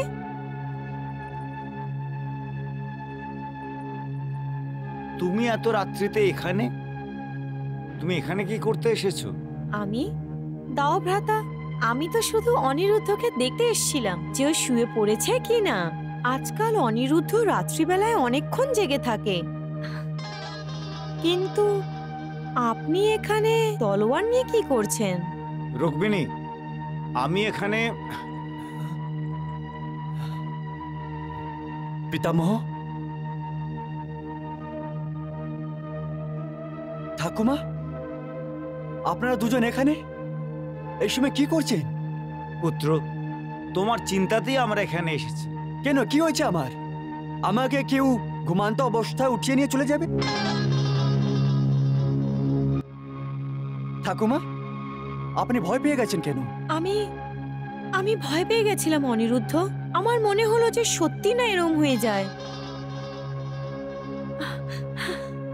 আমার মন তো এটাই চায় যে আমি তোমাকে এই মুহূর্তে নিজের কোলে তুলে এখান থেকে নিয়ে যাই। কি বলছেন ঠাকুমা? এখন আমি আর ছোট বাচ্চা না। হ্যাঁ হ্যাঁ, এখন তো তুমি বাচ্চা নাও, বড় হয়ে গেছো, আর খুব প্রেমও করছো। কেন? কিন্তু পুত্র, তুমি বড় হয়ে গেছো, কিন্তু তোমার সুরক্ষার জন্য তোমাকে একলা আমরা ছাড়তে পারবো না। আপনার কি আমার বাহুবল এবং শক্তির উপরে বিশ্বাস নেই পিতামহ?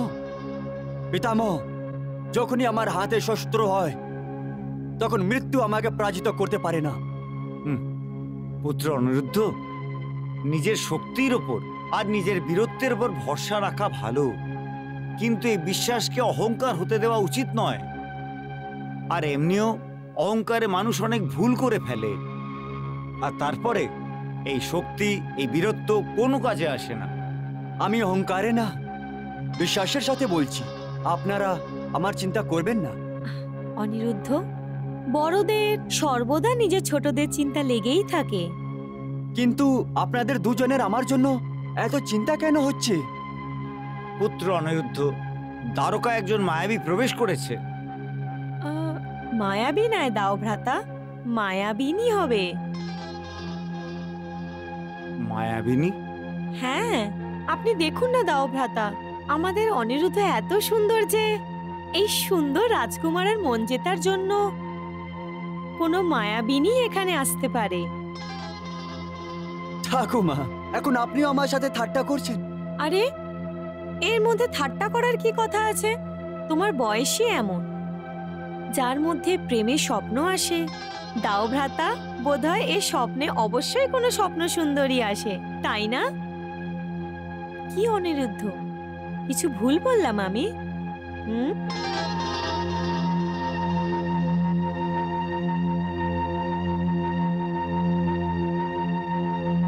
দাও ভ্রাতা, অনিরুদ্ধ এখন বিয়ের যোগ্য হয়ে গেছে। এ নিজের স্বপ্নেও নিজের প্রেমিকাকেই দেখে বোধহয়, তাই না? আর না হলে এটাও হতে পারে যে স্বপ্নতে ও নিজের প্রেমিকাকে বিয়ে করে নিয়েছে। আমরা দুজন বৃথাই এর স্বপ্ন ভেঙে দিয়েছি দাও ভ্রাতা।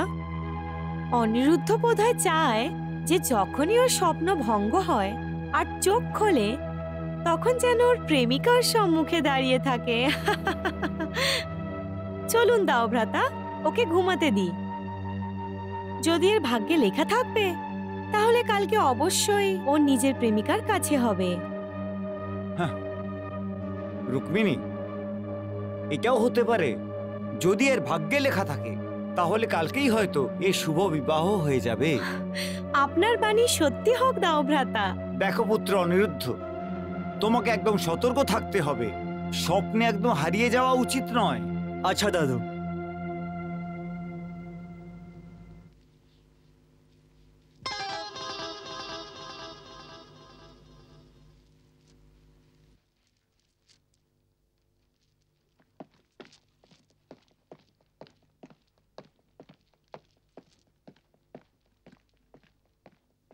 ঠাকুমা, যান, আপনিও বিশ্রাম করে নিন। হ্যাঁ হ্যাঁ পুত্র, অবশ্যই যাব, কিন্তু তোমাকে নিজের সাথে নিয়ে যাব। কোথায়? স্বপ্ননগরী রাজকুমারীর কাছে।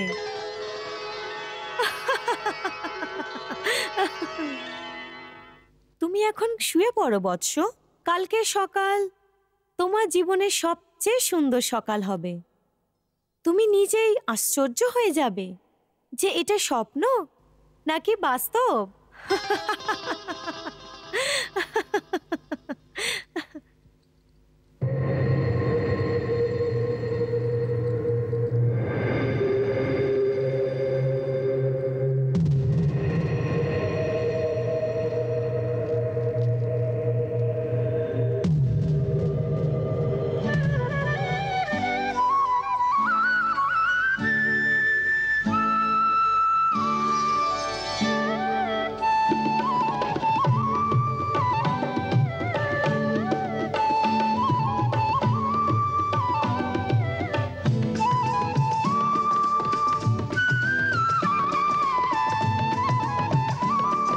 কান্হা,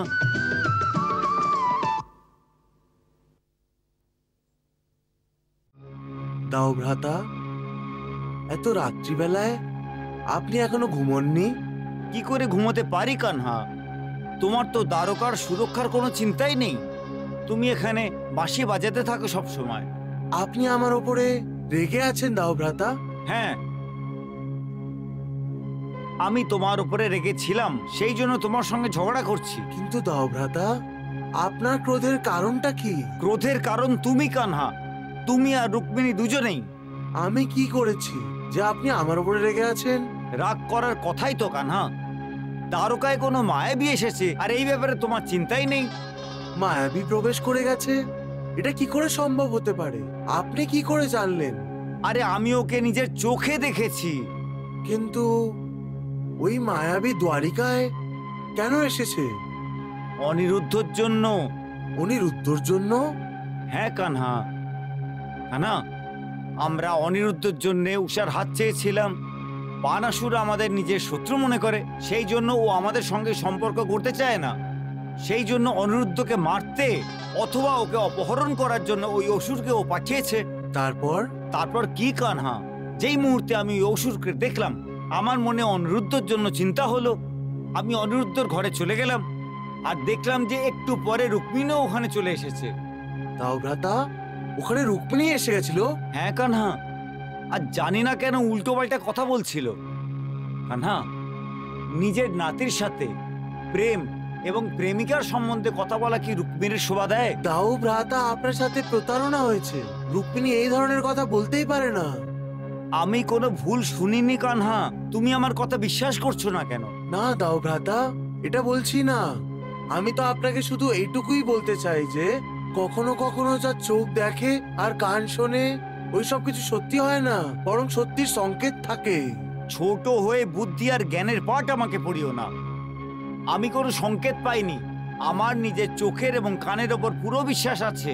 দাও ভ্রাতা, কখনো কখনো চোখ ধোকাও দেয়। আমার চোখকে কেউ ধোকা দিতে পারবে না কানহা। কিন্তু দাও ভ্রাতা, রুক্মিণী নিজের নাতির সম্মুখে এই ধরনের কথা কি করে বলতে পারে? ও তো অনেক বুদ্ধিমতী, তাই না? তুমি রুক্মিণীর পক্ষ নিও না কানহা। আমি আপনার বিশ্বাস কি করে করব? কি বলতে চাও তুমি? এটাই দাও ভ্রাতা যে রুক্মিণী তো নিজের কক্ষে আছে। ওই দেখুন, ওইদিকে দেখুন রুক্মিণীর কক্ষে।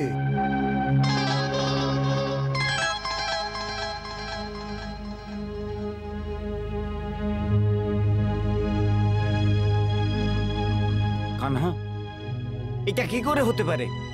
আমি স্বয়ং রুক্মিণীকে অনিরুদ্ধর ঘরে দেখেছি। ওটা আপনার ভ্রম হবে দাও ভ্রাতা। দাও ভ্রাতা, ওই দেখুন অনিরুদ্ধর কক্ষে। আরে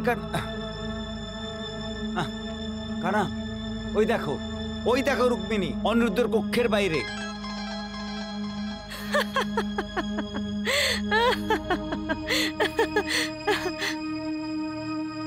দেখো কানা, ওই দেখো রুক্মিণী। কানা, রুক্মিণীর এই ব্যবহার আমার মনে সন্দেহ হচ্ছে। আপনি অনেক আস্তে ভাবেন দাও ভ্রাতা, ও রুক্মিণী না। ও রুক্মিণী নয়? তাহলে তো ওই মায়াবী হবে। যাকে আমি দেখেছিলাম কানহা, কিন্তু ও কে? দাও ভ্রাতা, ও বাণাসুরের কন্যা উষার সখী, চিত্রলেখা আছে। তুমি জানো কানহা ও মায়াবী আমাদের রাজমহলে প্রবেশ করে গেছে, তা সত্ত্বেও তুমি বাঁশি বাজাচ্ছ? এইসব কি চক্রভূহ কানহা?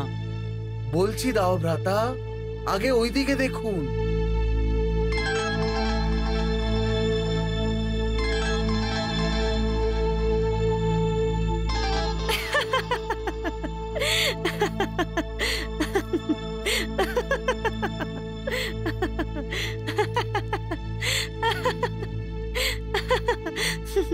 আপনি সত্যিই চিনতে পেরেছিলেন দাও ভ্রাতা যে দ্বারিকায় কোনো মায়াবী ঢুকে পড়েছে, কিন্তু পার্থক্য এটাই আছে যে মায়াবীর বদলে মায়াবিনী চিত্রলেখা ঢুকে পড়েছে।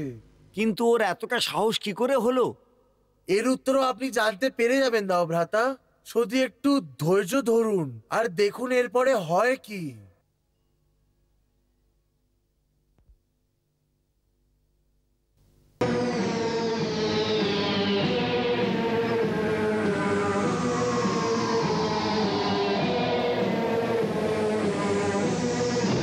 আরে আরে কানহা, ওই মায়াবী তো অনিরুদ্ধকে অপহরণ করতে যাচ্ছে, ওকে আটকাতে হবে কানহা। দাঁড়ান দাও ভ্রাতা, দাঁড়ান। তুমি তুমি আমাকে আটকাচ্ছ কানহা? আমাদের নাতিকে অপহরণ করছি আর তুমি আমাকে আটকাচ্ছ? দাও ভ্রাতা, বোঝার চেষ্টা করুন, চিত্রলেখাকে আটকাবেন না। আমি কিছু বুঝতে পারছি না কানহা, তুমি আমাকে কি বোঝাতে চাইছো? এটা কি ধরনের রহস্য কানহা? কি ধরনের রাজনীতি যে আমাদের নাতির অপহরণ হচ্ছে আর তুমি একেবারেই বিচলিত নও? কানহা, আমার তো এরকম মনে হচ্ছে যে এই অপহরণের খেলাতে তোমার আশীর্বাদ আছে। দাও ভ্রাতা, এর মধ্যে না কোনো রাজনীতি আছে আর নাই কোনো রহস্য। আর দাও ভ্রাতা, আর নাই বাণাসুর অনিরুদ্ধের অপহরণ করছে। তাহলে চিত্রলেখা কার আদেশে অনিরুদ্ধকে অপহরণ করছে কানহা? কারুরই আদেশের পালন করছে না ও। দাও ভ্রাতা, চিত্রলেখা উষার সখী হওয়ার জন্য উষা এবং অনিরুদ্ধ মিলন করাতে চায়। দাও ভ্রাতা, উষা অনিরুদ্ধকে ভালোবাসে আর অনিরুদ্ধ উষাকে ভালোবাসে। আপনি ওকে চিঠি লিখে শত্রুতাকে শেষ করে একটি নতুন সম্পর্ককে গড়ে তোলার বিনতিও করেছিলেন, কিন্তু বাণাসুর ওকে প্রত্যাখ্যান করেছে। দাও ভ্রাতা, শুধু বাণাসুরের অহংকারের কারণে অনিরুদ্ধ এবং উষা দেখা করতে পারছে না। সেই জন্য দাও ভ্রাতা, চিত্রলেখাকে আপনি আটকাবেন না। বাহ কানহা, বাহ। দাও ভ্রাতা, উষা এবং অনিরুদ্ধর বিয়ে অবশ্যই হবে, আর এর সাথেই বাণাসুরের অহংকারও নষ্ট হয়ে যাবে। তো এর অর্থ এই হলো কানহা যে এই অপহরণকে তোমার আশীর্বাদ প্রাপ্ত হয়েছে। দাও ভ্রাতা, শুধু আমারই না, দেবী পার্বতী এবং ভগবান ভোলেনাথেরও।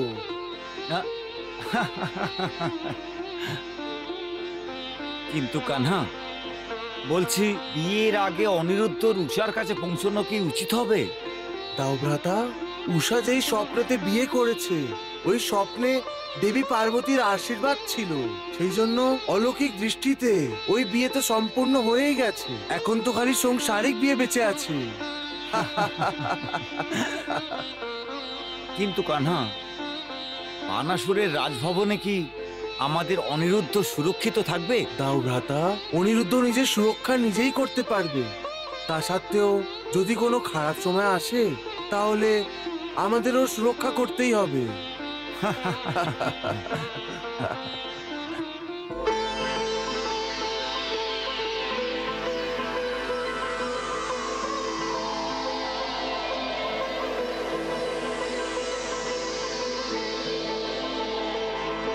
কৃষ্ণ